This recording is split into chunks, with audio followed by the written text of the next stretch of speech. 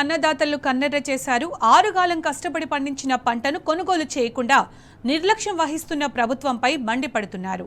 సిద్దిపేట జిల్లాలో రైతులు రాస్తారోకో నిర్వహించారు. హుస్నాబాద్ ప్రధాన రహదారిపై అన్నదాతలు ఆందోళన చేశారు. ధాన్యం కొనుగోలు చేయడం కూడా చేతకాని సర్కారుపై నిరసన తెలిపారు. ప్రభుత్వం అధికారులకు వ్యతిరేకంగా నినాదాలు హోరెత్తించారు.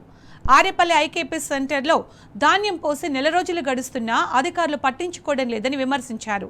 రోజుకు ఒకే లారీ పంపిస్తున్నారని ఆగ్రహం వ్యక్తం చేశారు. ధాన్యం బస్తాలలో నింపి కాంటా వేయించి పడిగాపులు కాయాల్సి వస్తోందని వాపోతున్నారు రైతులు.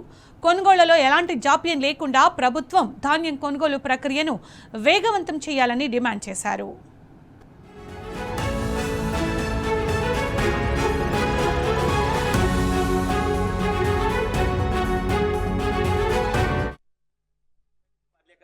నేనేం చేయాలి? 30 ట్రిప్ల వర్లిని ఆడ ఎండబోసి పోసిన, మార్కెట్లో జాలేపితే మాడస్కూల్ రోడ్డు మీద పోసిన. నేను మళ్ళీ స్వయాన నేనే వడ్లు పట్టి తీసుకొచ్చి మళ్ళీ ఐకేపీలో పోతే 30 ట్రిప్ల వర్లినికి ఎక్కడే అంటే నేను ఏం సమాధానం చెప్పాలా సార్? నేను ఇప్పుడు 12వ తారీఖు పోసిన, 12వ తారీఖు నుంచి బయట ఎండబోసి బండ మీద తీసుకొచ్చి పోతే ఈ వడ్లు ఎక్కడే అంటాను.